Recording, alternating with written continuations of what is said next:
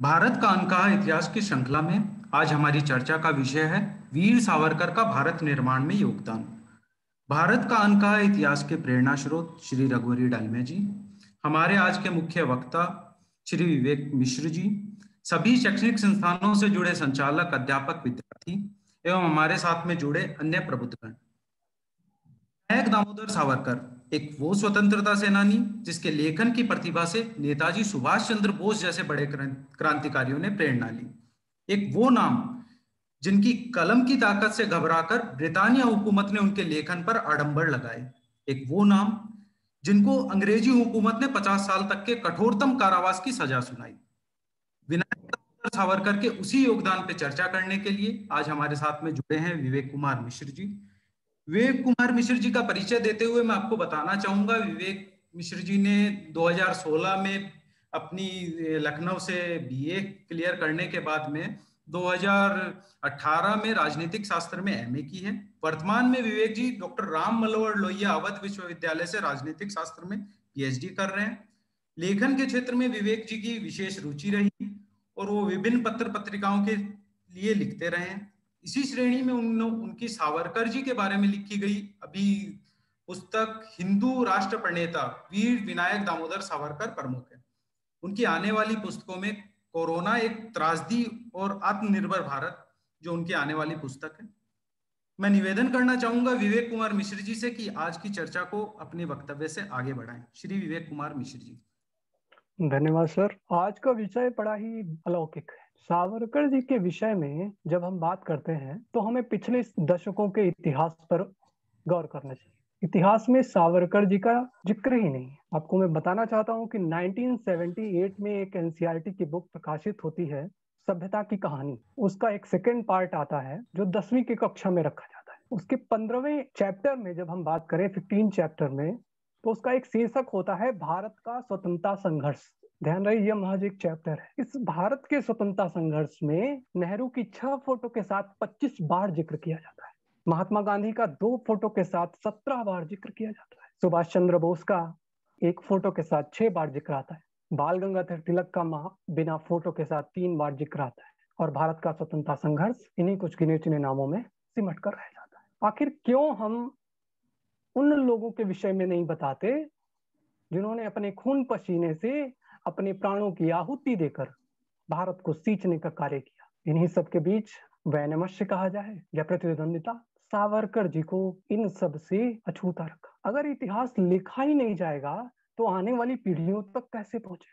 और खासकर प्रतिद्वंदिता तो है, क्योंकि लेटर टू डॉटर लिख करके जो व्यक्ति भारत के इतिहास का सबसे बड़ा इतिहासकार अपने आप को साबित करता है, उसका मुकाबला जब अंडमान की जेल में वर्षों व्यतीत करने वाले शख्स से होता है, उनके कष्टों से होता है, तो कहीं ना कहीं लेटर टू डॉटर जो है वो बौना पड़ जाता है, छोटा पड़ जाता है।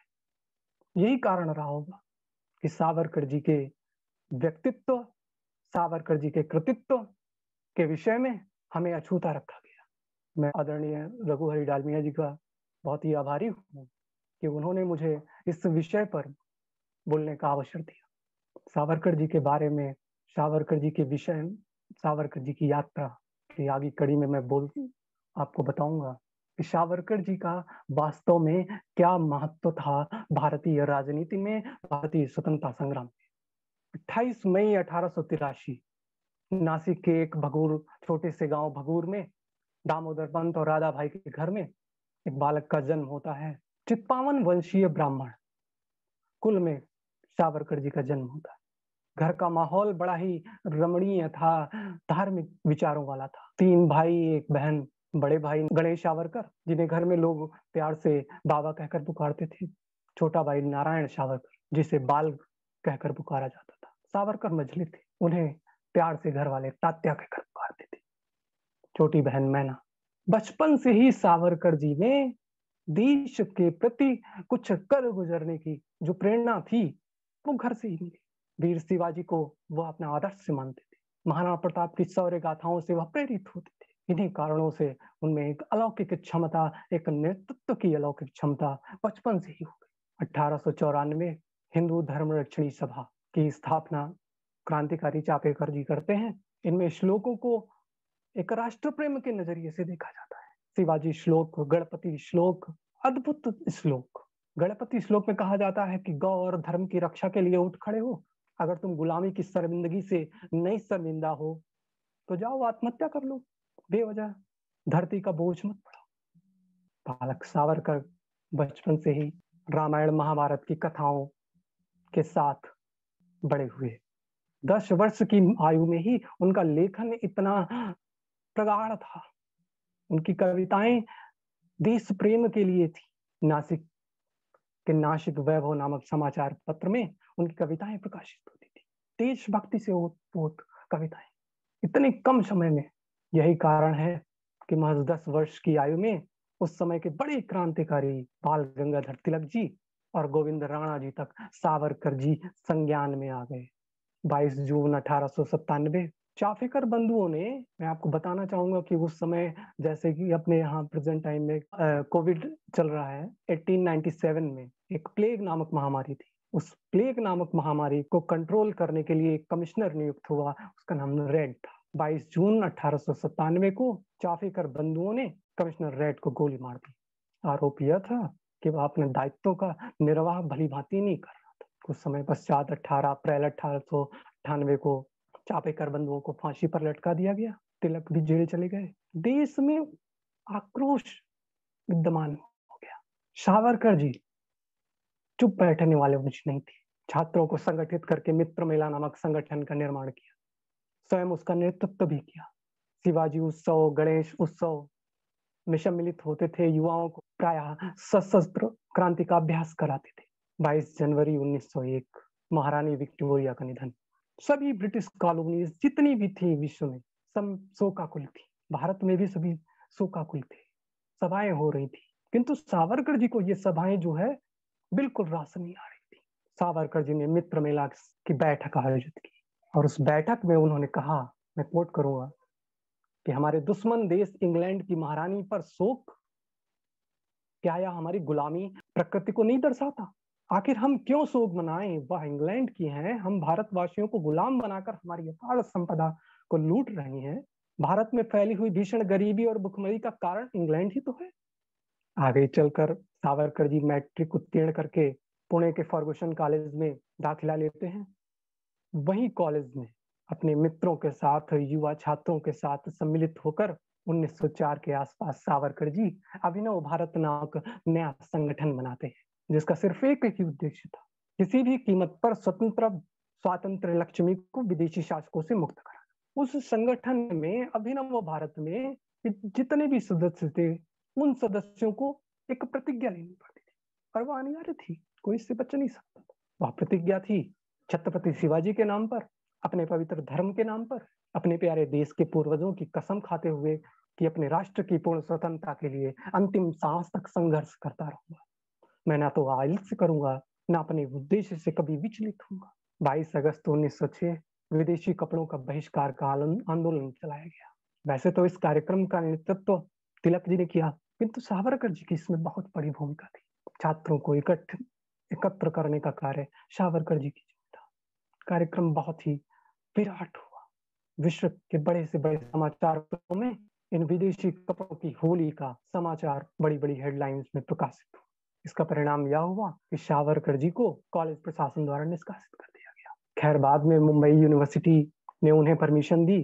कॉलेज पूरा होने के पश्चात सावरकर जी के मन में एक विचार आया, क्यों ना हम अपनी क्रांतिकारी गतिविधियों को उन्हीं के गढ़ में जाकर चुनौती दें। सावरकर जी ने कानून की पढ़ाई करने का निश्चय किया। अब प्रश्न उठता था, जाए तो जाए कैसे? इसके लिए वो तिलक जी के पास गए, कानून की पढ़ाई करने की इच्छा व्यक्त की। तिलक जी के एक मित्र पंडित श्याम जी कृष्ण वर्मा लंदन में ही इंडियन सोशियोलॉजिस्ट नामक पत्र का संचालन करते थे और भारत में रहने वाले क्रांतिकारी प्रवृत्ति के, देश प्रेम की भावना से जागृत व्यक्तियों को, जागृत बालकों को वे अपने यहाँ छात्रवृत्ति देते थे। तिलक जी की सिफारिश पर सावरकर जी श्याम जी कृष्ण वर्मा को मिलने लंदन पहुंचे। 9 जून 1906 को सावरकर जी को लंदन के लिए विदाई देने स्वयं तिलक आए। लंदन पहुंचने पर सावरकर जी इंडिया हाउस में रुके, जिसका संचालन पंडित श्याम जी कृष्ण वर्मा द्वारा किया जा रहा था। इंडिया हाउस भारतीय क्रांतिकारियों का एक अड्डा था।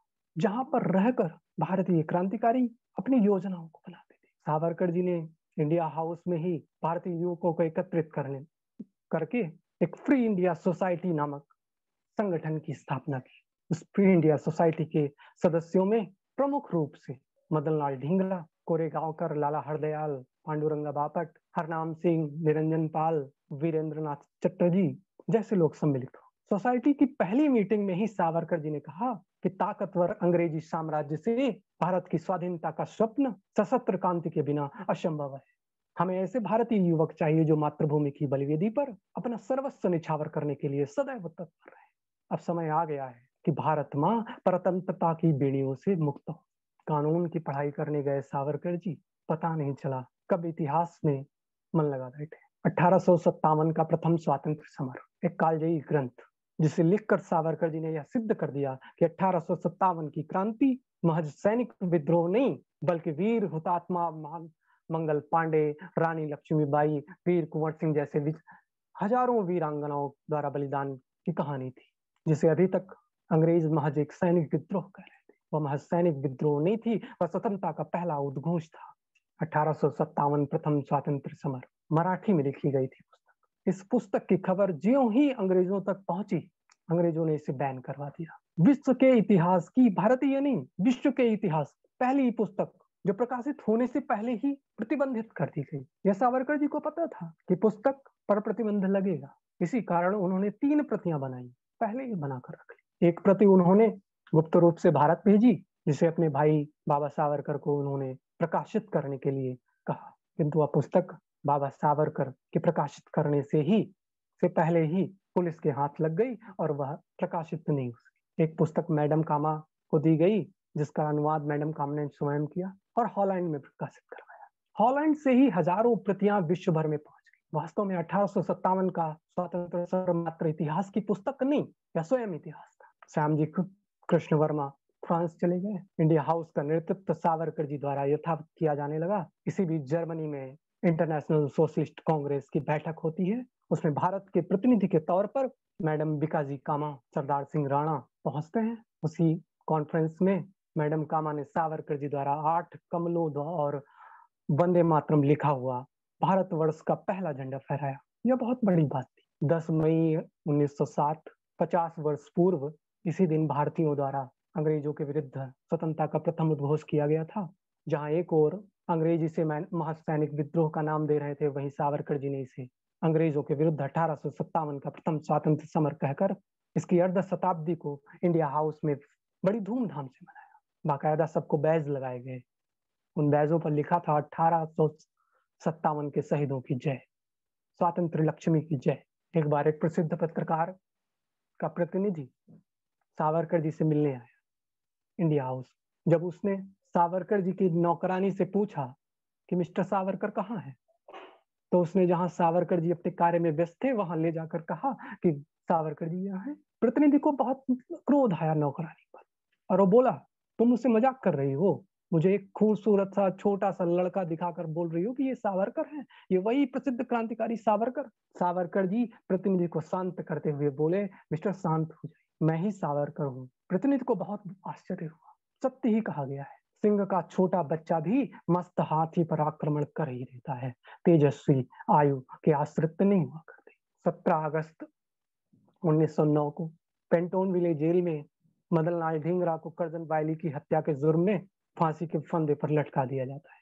मदन लाल ढींगरा भले ही करजन वायली की हत्या को स्वप्रेरित कह रहे हो, किंतु तो अंग्रेज अधिकारियों को उनकी बात पर जरा सा भी यकीन नहीं था। उन्हें हमेशा से ही घटना के पीछे सावरकर जी का मस्तिष्क लगा रहता। उन्हें आभास था कि मदन लाल ढींगरा इस घटना को बिना सावरकर की मदद के नहीं कर सकते। लाजमी था कि सावरकर जी के रहने के लिए अब इंडिया हाउस सेफ नहीं बचा था। श्याम जी कृष्ण वर्मा, मैडम कामा जैसे अभीष्ट मित्र। श्याम जी कृष्ण वर्मा पहले ही पेरिस पहुंच गए थे। पेरिस पूरी तरह सुरक्षित था क्रांतिकारियों के। सावरकर जी भी पेरिस पहुंच गए। पेरिस के समाचार पत्र में उन्होंने पढ़ा कि उनके भाई गणेश सावरकर को 20 साल की काला पानी का दंड दिया जा चुका है। यह वह समय था जब सावरकर के बड़े भाई गणेश सावरकर लघु अभिनव भारत मेला नामक देशभक्ति पुस्तक प्रकाशित करने के आरोप में 20 वर्ष के काला पानी की सजा हुई और छोटा भाई नारायण सावरकर भी अंग्रेजों की गिरफ्त में था। वहीं दूसरी ओर सावरकर जी की संपूर्ण संपत्ति जब्त कर ली गई। उनकी पत्नी, उनकी भाभी बेघर हो गई। स्वतंत्रता के लिए संपूर्ण परिवार का महान त्याग इतिहास के पन्नों पर विस्मृत नहीं हो सकता। अपनी भाभी को सांत्वना देने के लिए सावरकर जी ने एक पत्र लिखा। उस पत्र के भाव यह थे कि बहुत सारे पुष्प निकलते हैं और मुरझाकर नष्ट हो जाते हैं। कोई उन पुष्पों की गिनती नहीं करता, किंतु किसी हाथी की सूंड द्वारा ईश्वर के चरणों में जो पुष्प अर्पित किया जाता है वह अमरत्व को प्राप्त करता है। ठीक इसी प्रकार हम तीनों भाई भी मातृभूमि की बलिवेदी पर अपना शीश चढ़ाकर अमरत्व को प्राप्त करें। सावरकर जी को यह चिंता थी कि अभिनव भारत बिखर रहा था। साथ ही सावरकर जी विचार कर रहे थे कि अभिनव भारत के साथी कहीं यह ना सोच ले कि उन्हें मुसीबत में डालकर सावरकर पेरिस में छुप कर बैठ गए हैं। अतः सावरकर जी ने भारत जाने का निर्णय किया। 13 मार्च 1910 सावरकर जी को विक्टोरिया स्टेशन पर गिरफ्तार कर लिया गया। गिरफ्तारी के पश्चात ब्रिटिश सरकार असमंजस में थी कि आखिर सावरकर जी पर मुकदमा इंग्लैंड में चलाया जाए या उन्हें भारत ले जाकर। खैर, उन्हें भारत ले जाने का निर्णय किया गया। 1 जुलाई 1910 मोरिया नामक जहाज से सावरकर जी को इंग्लैंड से भारत ले जाए। सावरकर जी इस बात को भली भांति जानते थे, घुट घुट कर मरने से अच्छा है शहीद की तरह मरा जाए। अतः उन्होंने अपने साथियों को गुप्त रूप से सूचना पहुंचाई कि मोरिया जहाज के मार्सेलिस बंदरगाह में पहुंचने से पहले ही उनकी सहायतार्थ वहां पहुंच जाए। 8 जुलाई 1910 जहाज मार्सेलिस बंदरगाह पर पहुंचने से पहले सावरकर जी ने अंग्रेजों से कहा कि मुझे शौच के लिए जाना है। शौचालय के दरवाजे में एक शीशा लगा हुआ था जिसके अंदर सभी क्रियाकलाप बाहर वालों को दिखाई दे रहे थे। सावरकर जी ने बड़ी चतुराई से शौचालय का दरवाजा बंद करके दरवाजे पर लगे शीशे को कपड़े से ढक दिया। शौचालय में ऊपर की ओर रोशनदान जैसी जगह खुली हुई थी। सावरकर जी ने वो उसी से निकलने का निर्णय किया। काफी प्रयास करने के बाद वो उससे छलांग लगाकर समुद्र में कूद। अंग्रेज भौचक्के थे। दूसरी ओर सावरकर तैरते हुए बंदरगाह के तट पर पहुंच गए। सावरकर जी के तट पर पहुंचते ही अंग्रेज सिपाही चोर चोर चिल्लाते हुए पीछा उनका करने लगे। सावरकर जी को इस बात की पीड़ा हो रही थी कि उनकी जो प्लानिंग थी, उनकी जो पूर्व नियोजित योजना थी, उसके तहत उनके मित्रों को वहां पर पहले पहुंच जाना चाहिए था, किंतु ऐसा नहीं हुआ। मैडम कामा, मिस्टर अय्यर मार्सेलिस के तट पर देर से पहुंचे। अंतरराष्ट्रीय कानूनों के ज्ञाता सावरकर फ्रेंच पुलिस की खोज में दौड़ना प्रारंभ कर दिया। कुछ दूर दौड़ने के पश्चात उन्हें एक साधारण सिपाही दिखाई दिया। वे उससे बोले, मैं चोर नहीं हूँ, एक राजनीतिक कैदी हूँ, मैं फ्रांस सरकार की शरण में आया हूँ, मुझे गिरफ्तार कर लो। फ्रेंच सिपाही कुछ सोच पाता इससे पहले ही पीछे से कुछ अंग्रेजों ने उन्हें पकड़ लिया। कुछ पैसों के लालच में आकर अंग्रेज सिपाही सावरकर जी को ले जाने की अनुमति ले ली। इन सब के पश्चात भी सावरकर जी ने मुक्त होने का भरसक प्रयास किया। कुछ दिन पश्चात 22 जुलाई 1910 को जहाज मुंबई के बंदरगाह पर पहुंचा। विश्व भर के सभी समाचार पत्रों में यह खबर छप गई कि अंग्रेजों की छलपूर्ण नीति के कारण सावरकर जी को गिरफ्तार किया गया फ्रांस की धरती से। फ्रेंच सरकार भी इस विषय पर गहन विचार विमर्श किया, किंतु अंतर्राष्ट्रीय दबावों के चलते उसने ब्रिटेन से समझौता कर लिया। 16 फरवरी 1911 अंतर्राष्ट्रीय न्यायालय की पहली बैठक हुई। इसकी बैठक में 24 फरवरी को न्यायालय ने सावरकर का प्रत्यक्ष प्रत्यर्पण फ्रांस सरकार को न करने का निर्णय किया। इस निर्णय का परिणाम यह हुआ कि फ्रांस के प्रधानमंत्री एम ब्रियांड की बहुत आलोचना हुई। साथ ही उनके द्वारा ब्रिटेन के सामने घुटने टेकने वाली खबरें भी आने लगी। खबरों के लेकर देशव्यापी आंदोलन चलाया गया। इसका परिणाम यह हुआ कि प्रधानमंत्री ब्रियांड को इस्तीफा तक देना पड़ा। इतिहास में पहली बार अंतर्राष्ट्रीय न्यायालय के किसी निर्णय के संदर्भ में एक सशक्त देश के प्रधानमंत्री की अपनी कुर्सी तक छोड़नी पड़ी।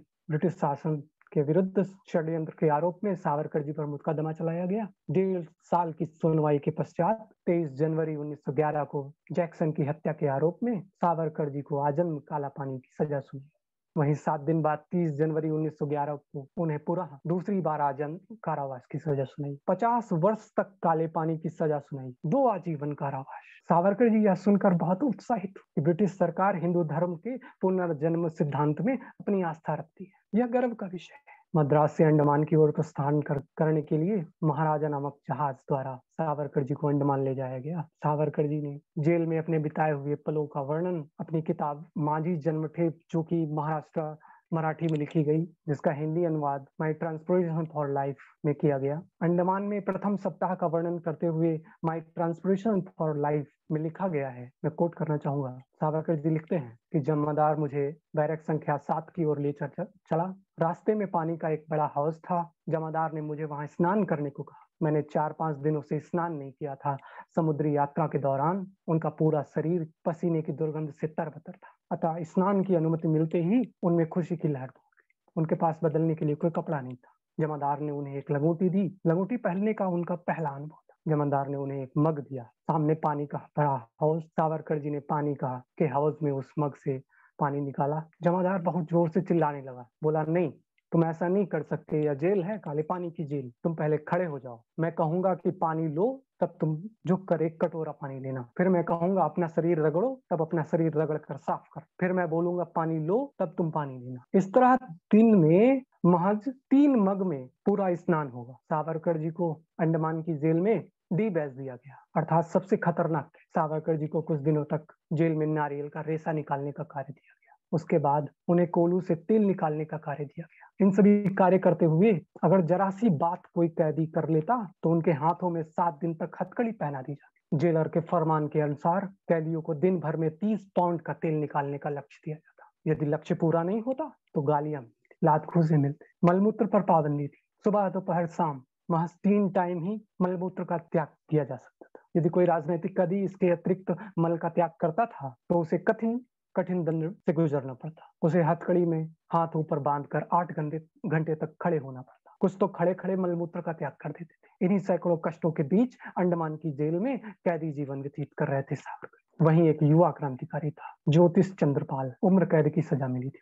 उसे खाना देकर सिपाही जब कोठरी बंद करने लगा तो ज्योतिष ने कहा, पहले इस मलमूत्र के बर्तन को कोठरी से बाहर निकालो, तब मैं खाना खाऊंगा। सिपाही ने जवाब में बस इतना ही कहा कि अंदर जाओ, मुझे कोठरी बंद कर। ज्योतिष जिद पर अड़ गया, कहा, नहीं, जब तक मलमूत्र का पात्र बाहर नहीं निकाला जाएगा मैं अंदर नहीं जाऊंगा। सिपाही ने उसे जबरन कोठरी में बंद कर दिया। उसकी पूरी रात उसी दुर्गंध में बीती। इसी घटना के बाद उसने खाना छोड़ दिया, अनसर पर बैठ गया। कुछ दिनों के बाद उसे खूनी दस्त आने लगे, जिसको देखते हुए उसे अस्पताल ले जाया गया। कैदियों ने उसे अनशन तोड़ने का आग्रह किया, किंतु वो नहीं माना। अंत में सावरकर जी भी मिले। उन्होंने उसे भोजन कराया। उसका अनशन टूट गया, किंतु तीव्र ज्वर के कारण उसने अपना मानसिक संतुलन खो दिया। कुछ समय पश्चात उसे पागलखाने भेज दिया गया। कहा जाता है कि जीवन के अंतिम समय में उसका संतुलन थोड़ा ठीक हो। मृत्यु से पूर्व उसने एक पत्र लिखा। पत्र में वह लिखता है, यह मत समझना मरने के बाद मेरी आत्मा स्वर्ग में चैन की नींद लेगी। यदि भारत माँ के प्रति मेरा सच्चा प्यार होगा तो मैं फिर से जन्म लूंगा और भारत माँ की सेवा के लिए तत्पर रहूंगा। अलीपुर बम कांड के सिलसिले में इंद्रभूषण राय नामक क्रांतिकारी, उसने तो अमानुष यातनाएं से त्रस्त आकर स्वयं फांसी लगा ली। इसी तरह एक क्रांतिकारी थी उल्लास दत्त। वे भी अलीपुर बम कांड के दोषी थी। अंडमान की जेल में कैदियों को बैल के स्थान पर कोल्हू में जोता जाता था। एक दिन में 80 पाउंड नारियल का तेल निकालने का असंभव लक्ष्य उन्हें दिया जाता था। एक कोल्हू में अमूमन 3 कैदी को जोता जाता था। दिन भर में नहाने के लिए केवल और भोजन करने के लिए समय दिया जाता था। शेष पूरा दिन उन्हें तेल निकालने का कार्य करना पड़ता। जरा सी सुस्ती हुई तो लाठियों पुरस्कार स्वरूप मिलती थी। अगर उससे भी सुस्ती दूर नहीं हुई तो उनके हाथ पैर कोल्हू के हत्थे पर बांध दिए जाते। बारीकियों से उन्हें बाकियों से कहा जाता कि उसे जोर जोर से कोल्हू को चलाया। तब वह जमीन पर रथ के पहिए की भांति फिसलता रहता। शरीर की सारी त्वचा छिल जाती। कई क्रांतिकारियों ने इस अमानुष यातनाओं के विरुद्ध आवाज उठाई, अन्न जल त्यागे, आमरण अनशन किए, किंतु वीर सावरकर जी अन्न जल त्यागने जैसी चीजों पर बिल्कुल भी यकीन नहीं करते थे। उनका स्पष्ट मत था कि हमेशा लोगों को सलाह देते थे कि कार्य ऐसा करो जिससे शत्रु पक्ष को नुकसान अधिक हो, तभी हमारा त्याग चरितार्थ हो सकेगा। सावरकर जी को पता था कि जेल में ही उनके बड़े भाई गणेश सावरकर भी पहले से मौजूद है, किंतु उनसे उनकी भेंट नहीं हो पाई। महीनों उनसे उनकी भेंट नहीं हो पाई। उन्होंने बहुत कोशिश की। फिर एक दिन अचानक उन्हें अपने बाबा राव के दर्शन हो जाते हैं, जिसकी प्रतीक्षा सावरकर जी को महीनों। दोनों भाइयों की नजरें जो ही पल भर के लिए एक दूसरे से मिली, त्यों ही बाबा राव के मुख से यही शब्द निकले कि तात्या तुम यहाँ कैसे। हम दोनों की आंखें एक दूसरे को देखकर द्रवित। उन्होंने ज्यादा बात नहीं, उन्हें डर था कि कहीं ज्यादा बात करने से उनके मिलने की खबर प्रशासन तक पहुंचे। अंडमान में सावरकर जी ने अनेक कार्य किए। शुद्धि आंदोलन उनमें से प्रमुख था। अंडमान की सेलुलर जेल में धर्म के नाम पर भेदभाव चरम पर था। हिंदू कैदियों के लिए मुस्लिम पठान वार्डन के साथ साथ अन्य कर्मचारी भी मुस्लिम रखे जाते थे। उनमें हिंदुओं के प्रति अत्यंत कटुता का भाव था। वे बंदियों को अलग अलग प्रकार से प्रताड़ित करते थे। हिंदू बंदियों को पीड़ा पहुंचाकर उन्हें जबरन मुसलमान बनाने का पर मजबूर किया जाता था। सावरकर जी को इन सब देखकर बहुत पीड़ा होती थी। यहाँ तक कि हिंदू बंदियों के प्रतीक चिन्ह उनकी शिखा अर्थात चोटी को भी काट दिया जाता था। एक बार एक मुल्लू अहीर नाम के एक लड़के को मुसलमानों द्वारा डरा धमकाकर धर्म परिवर्तन करने का प्रयास किया गया। उन्हीं मुस्लिमों में बर्मा विद्रोह में सजा काट रहे मौलाना मुस्तफा भी थे। मौलाना के संरक्षण में ही धर्म परिवर्तन का खेल चल रहा था। सावरकर जी समय से पूर्व वहां पहुंच गए। मुल्लों का धर्म परिवर्तन होते होते जबरन धर्म परिवर्तन कराए गए हिंदुओं को शुद्ध कार्य में के माध्यम से हिंदू धर्म में प्रवेश का कार्य सावरकर जी द्वारा सिल्लोर जेल में ही किया गया। राष्ट्रभाषा हिंदी का प्रचार प्रसार सावरकर जी ने जेल में ही। वे कहते थे, एक देव, एक देश, एक आशा, एक जाति, एक जीव, एक भाषा। उनका स्पष्ट मत था। सावरकर हिंदी विरोधियों के सभी प्रश्नों का उत्तर बड़ी मृदुता के साथ दिया करते। वे कहते, भारतवर्ष की सभी भाषाओं की जननी संस्कृत है।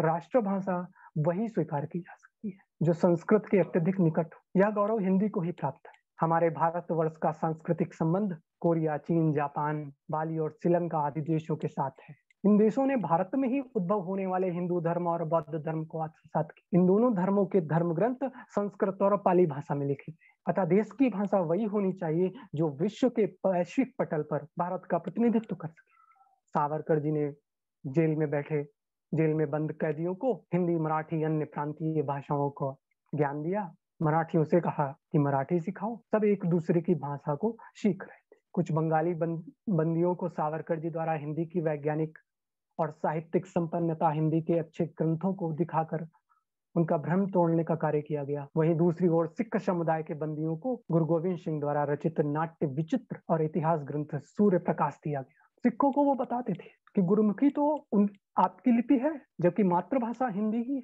हिंदी जिसे 12 करोड़ भारतवासियों की मातृभाषा होने का गौरव प्राप्त है। 30 करोड़ लोग इस भाषा को समझ सकते हैं, किंतु आश्चर्य इस बात में होता है कि इस भाषा को आज भी विद्यालयों में अनिवार्य नहीं किया गया, जिसका परिणाम यह परिलक्षित हुआ कि हिंदू अ जानते हैं, न तुलसीदास रामायण और भागवत पढ़ सकते हैं, न ही सूर्यदास को जानते हैं, न ही प्रेम सागर को, किंतु हिंदू उर्दू के समाचार पत्र को बड़ी आसानी से पढ़ लेते हैं। उर्दू का साहित्य पढ़ने के कारण उनमें अरब के वीरों की कहानियां तो जान पड़ती हैं, किंतु रामायण महाभारत के पात्रों के विषय में वो अभी तक अनभिज्ञ हैं। सावरकर जी कहते हैं कि यदि अंडमान में हिंदू संस्कृति को जीवित रखना है, हिंदुस्तान के प्रति राष्ट्रीय भावनाएं बनाए रखना है, तो हिंदी तथा देवनागरी लिपि को प्रत्येक हिंदू बच्चों को देने की व्यवस्था करें।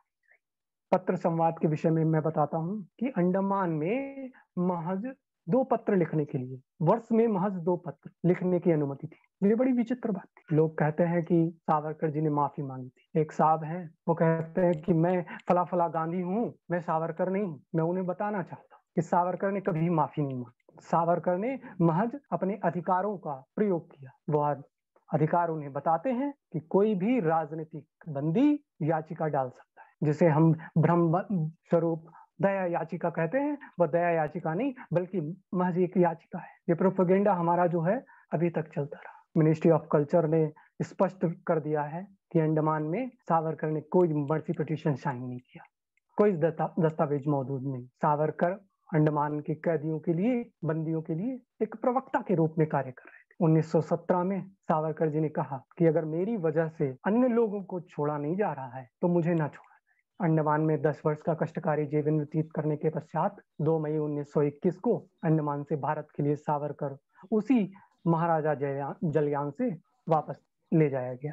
सावरकर जी को अंडमान से कोलकाता ले जाया गया, फिर अलीपुर जेल में कुछ समय रखा गया। सन 1923 में सावरकर जी को रत्नागिरी से यरवड़ा जेल ले जाया गया। जेल में ही उनकी अंडमान में साथ रहे कुछ बंदियों से भेंट हुई। राजनीतिक बंदियों से बात करने पर प्रतिबंध होने के बावजूद भी सावरकर जी गुप्त रूप से राजनीतिक बंदियों के साथ साथ अन्य क्रांतिकारियों से मिलते रहे। 6 जनवरी 1924 सावरकर जी की मुक्ति का दिन था। उन्हें यरवड़ा जेल से रिहा किया गया। उनकी रिहाई के साथ साथ शर्तों का एक पुलिंदा भी तैयार किया गया।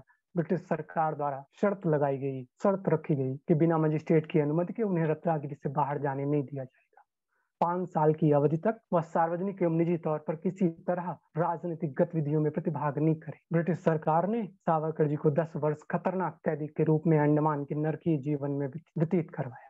तत्पश्चात उन्हें 4 वर्षों तक भारतीय जेलों में सश्रम कारावास में रखा गया, किंतु फिर भी सावरकर का भय अंग्रेजों के अंतःकरण में विद्यमान था। यही कारण है कि उन्हें कई शर्तें के साथ रिहा किया गया। डॉक्टर हेडगेवार और सावरकर जी की भेंट होती है। 1923 में सावरकर जी ने एक ग्रंथ लिखा, हिंदुत्व, जिसमें भारतीय राष्ट्रवाद और हिंदू विचारधारा की मौलिकता को स्पष्ट प्रस्तुत किया गया। इस ग्रंथ से प्रभावित हुए डॉक्टर हेडगेवार जी। डॉक्टर हेडगेवार सावरकर जी की प्रेरणा से ही 1925 में राष्ट्रीय हिंदू समाज को संगठित एवं अनुशासित करने के उद्देश्य से राष्ट्रीय स्वयंसेवक संगठन नामक सांस्कृतिक संगठन की स्थापना की।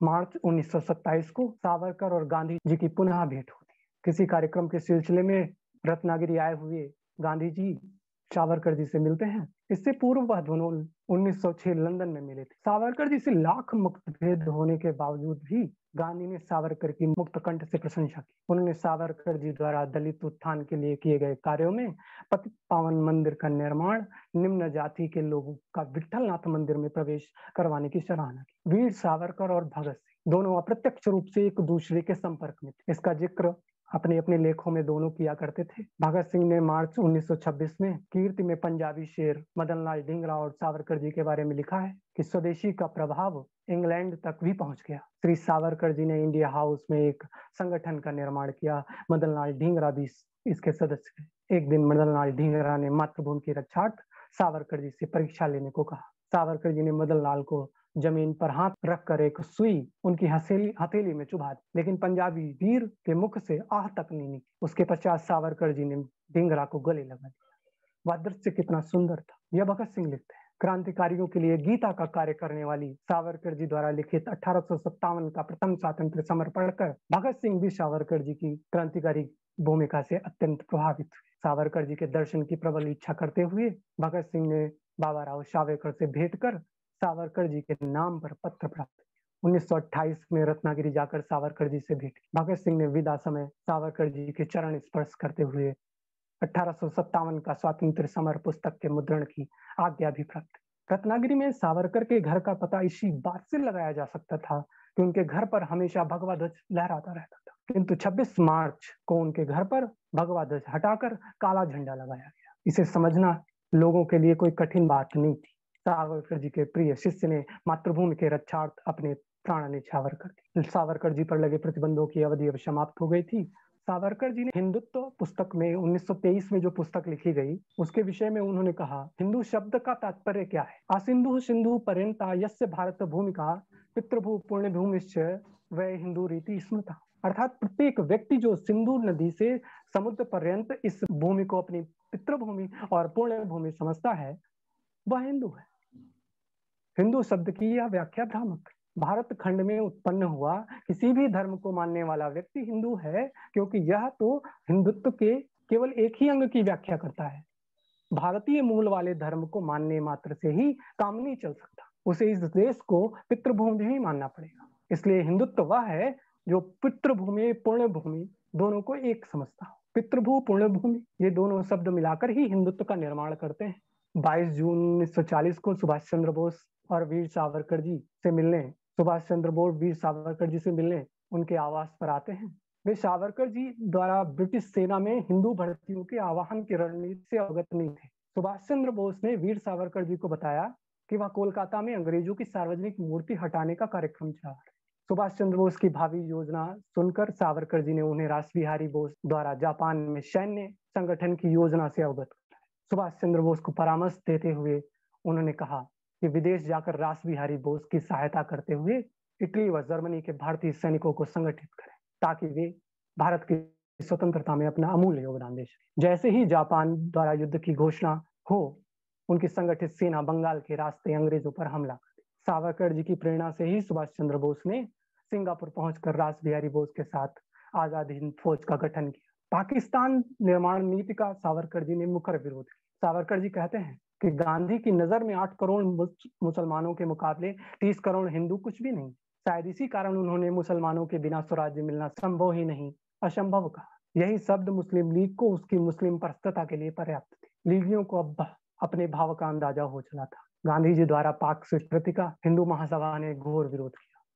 वीर सावरकर जी के आदेश पर देश भर में पाकिस्तान योजना का विरोध किया। इसी के तहत 7 अक्टूबर 8 अक्टूबर 1944 को हिंदू महासभा द्वारा नई दिल्ली में अखंड भारत सम्मेलन का आयोजन किया गया। सावरकर जी संबोधित करते हुए कहते हैं कि भारत को खंडित करके पाकिस्तान बनाने की मांग करके मुस्लिम लीग ने समस्त हिंदुओं के स्वाभिमान को खुली चुनौती दी। कांग्रेसी नेताओं की अहिंसा और तुष्टीकरण की आत्मघाती नीति के कारण ही देश को खंड खंड भंग भंग करने का षड्यंत्र रचा जा रहा है। देश के प्रत्येक हिंदू को अपने राष्ट्र की अखंडता की रक्षा के लिए सर्वस्व होम करने के लिए तत्पर रहना पड़ेगा। भारत विभाजन 3 जून 1947 को नेहरू ने विभाजन की घोषणा करते हुए कहा, हम सदैव हिंदू मुस्लिम समस्या का समाधान चाहते हैं। इसी कारण भारत के विभाजन का निर्णय लिया गया। नेहरू की इस घोषणा से आहत होकर सावरकर जी ने स्पष्ट कहा कि हिंदू मुस्लिम समस्या का हल बंटवारे में कदापि नहीं है, यह सुलझने की अपेक्षा और भी उलझ जाएगा, जिसका प्रत्यक्ष प्रमाण आज देखने को मिल रहा है। कुछ गांधी की हत्या में भी सावरकर का हाथ लोग बता रहे हैं। जज आत्माराम दुबे ने सारी दलीलें सुनने के पश्चात सावरकर जी को बेगुनाह साबित किया। 26 फरवरी 1966 की सुबह सावरकर जी अपने शरीर का त्याग करते हैं। धन्यवाद विवेक जी। जिनको भी कुछ सवाल पूछने हैं वो सिस्टम में अपना हैंड रेस करके और सवाल पूछ सकते। विवेक जी, पहला सवाल, इसमें आपने एक चीज बताया कि सावरकर जी राजनीतिक कैदी थे। राजनीतिक कैदी की डेफिनेशन के हिसाब से मेरे ख्याल से नेहरू जी भी राजनीतिक कैदी थे और जितने कांग्रेसी लीडर थे इंक्लूडिंग गांधी जी, ये सारे राजनीतिक कैदी थे। और जो इनके बारे में इतिहास पढ़ा उसमें ये कहा गया है कि जी इन राजनीतिक कैदियों को सारी फैसिलिटीज मिलती थी, कि इनके सर्वेंट्स होते थे और सारी फैसिलिटी इनको पढ़ने के लिए दिया जाता था। तो राजनीतिक कैदी की डेफिनेशन में सावरकर जी थे क्या? देखिए, राजनीतिक कैदी की डिफिनेशन में अगर हम सावरकर जी को रखते हैं तो ये जितनी भी सुविधाएं सुख सुविधाओं की बात रही, राजनीतिक कैदी की बात रही, वो अंडमान में नहीं मिलती थी। अंडमान में सावरकर जी को या अन्य क्रांतिकारियों को, जो भी लोग अंडमान में आते थे, उनको बम गोले वाले कहा जाता था। उन्हें क्रांतिकारियों के रूप में इतना तिरस्कृत मान लिया जाता था कि उन्हें राजनीतिक कैदी की कोई सुविधाएं मिल नहीं पाती थी। जी, तो अंडमान के हिसाब से सावरकर जी राजनीतिक कैदी नहीं थे।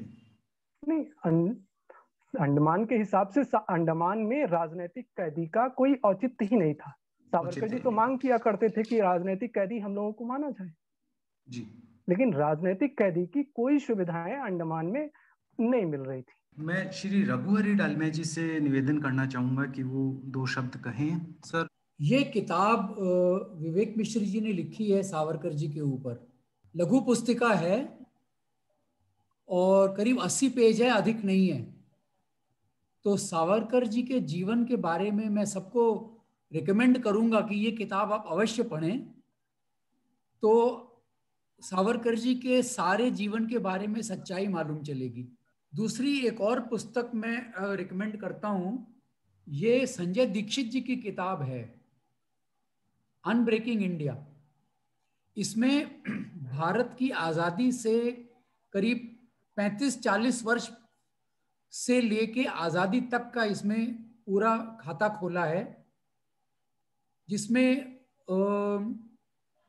कश्मीर का क्या इतिहास रहा, 35 वर्ष पहले का क्या इतिहास रहा, और उसकी वजह से आज के जो एक्शन लिए गए हैं 370 CAA, वो क्यों लिए गए हैं, उनका क्या इतिहास है, इसके बारे में उन्होंने सब कुछ बताया है। मैं समझता हूँ बहुत अच्छी किताब है, बहुत नॉलेजेबल किताब है।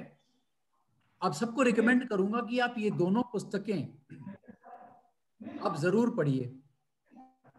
ये जो भारत का अनकहा इतिहास करके जो श्रृंखला चालू करी है, इसका मेन पर्पस यही है कि हमारे साथियों को उस इतिहास का पता चले, उस कच्चा चिट्ठा जो खुले वो पता चले, जो हमारे वामपंथियों ने, जिन्होंने सारे इतिहास रचा है हमारा, वो जो वामपंथियों ने जो इतिहास रखा है और उस समय की सरकारों से मिलीजुली करके वो सारा इतिहास सामने आए तो लोगों को हमारे देश का सच्चा इतिहास पता चलेगा।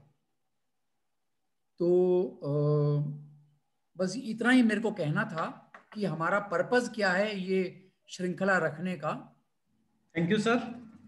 मैं रामकृष्ण जयदयाल डालमिया सेवा संस्थान के निर्देशक और मेरा देश मेरी जिम्मेदारी में हमारे साथ मित्र पालीवाल जी से निवेदन करूंगा कि धन्यवाद ज्ञापित करें और इस कार्यक्रम की समाप्ति की घोषणा करें।